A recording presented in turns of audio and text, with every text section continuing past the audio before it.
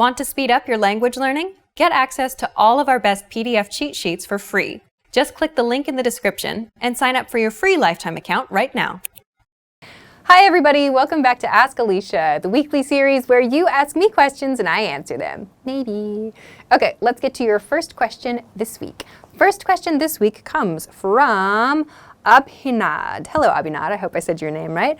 Abhinad says, what is the difference between be in progressive and get in progressive? For example, without getting caught or without being caught. Please explain the difference and share some more examples of these. Sure, good question.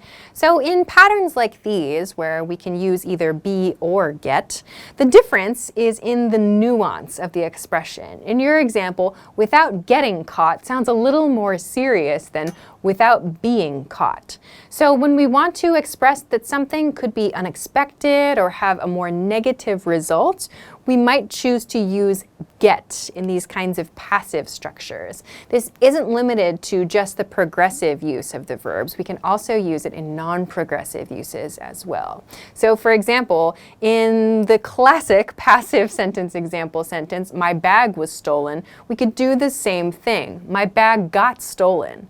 This choice of got instead of was indicates that the speaker is even more surprised, is even more shocked. They want to communicate that the situation is very, very negative. So that's what using get in place of be in these passive structures does. Here's one more example. Oh no, my book was rained on. Versus, oh no, my book got rained on. So both of these sentences are 100% correct. In both example sentences, the speaker expresses that rain fell on their book and they are not happy about it. In the first example sentence, oh no, my book was rained on, it sounds kind of like a basic report. We have oh no there to tell us the speaker is unhappy. But in the second example sentence, oh no, my book got rained on, it sounds a little bit more like it was unexpected, like we weren't expecting rain that day, or maybe we didn't think we left our book outside to get rained on. So this is a small choice, yes, and it doesn't communicate a huge amount of difference, but it does indicate the speaker's level of unexpectedness or surprise. So you can do the same thing. When you want to communicate that something was especially negative, unexpected, or surprised, you can use the verb get in place of be in these passive sentence structures. So I hope that this helps answer your question. Thanks very much. Okay, let's move to your next question. Next question comes from Ramisha Islam. Hi Ramisha.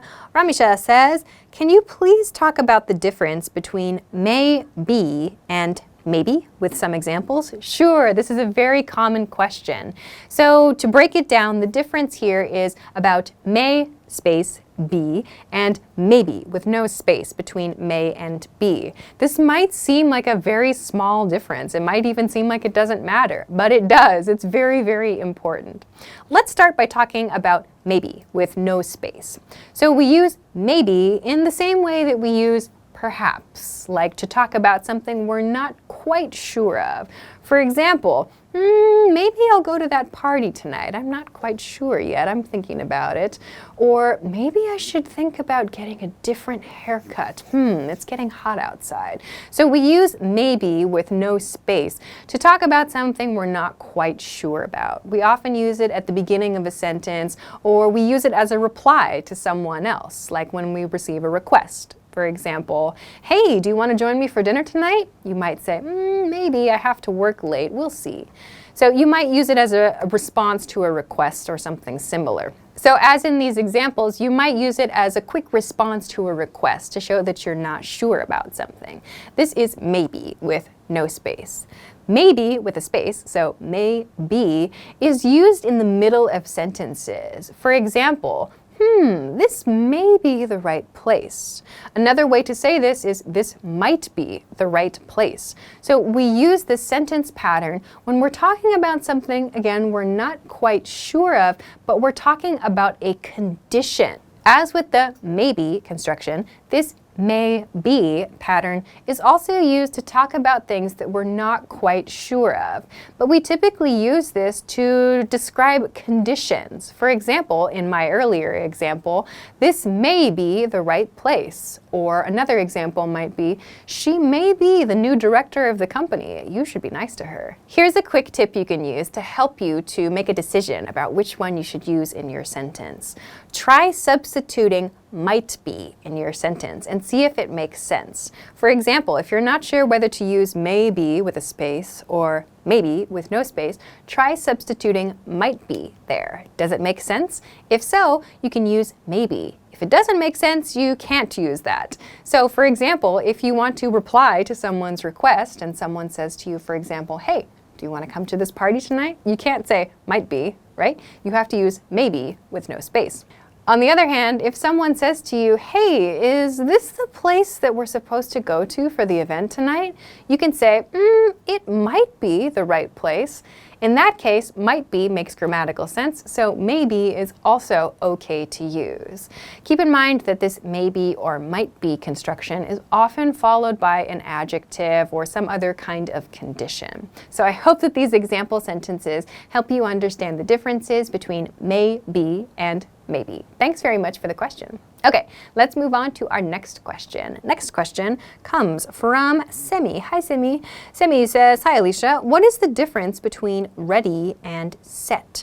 For instance, do both sentences have the same meaning? Everything is set or everything is ready. Ah, nice question. Yeah, everything is set or everything is ready.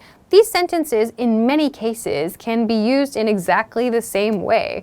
We just want to express that all of the preparations are complete. So set and ready in sentences like these are fine to use interchangeably. Please keep in mind that although you can use set and ready interchangeably in a situation like this, it doesn't mean that you can use these two words exactly the same way all the time. In these cases, set and ready are used as adjectives. Everything is ready. Everything is set.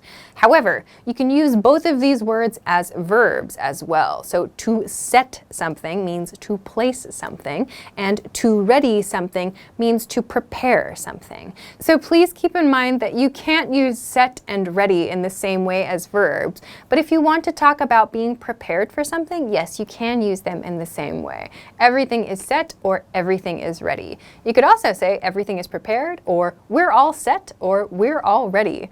All of these convey the same meaning, so you don't need to worry about which one. It's just up to you and your vocabulary preference. I hope that this helps you. Thanks for the question. All right, that is everything that I have for this week. Thank you, as always, for sending your great questions. Remember, you can send them to me at englishclass101.com/ask-Alisha. You can also find a link for this in the description, so check that out. Please make sure to like this video if you enjoyed it and subscribe to our channel if you have not already. Thanks very much for watching this episode of Ask Alisha, and I will see you again soon. Bye!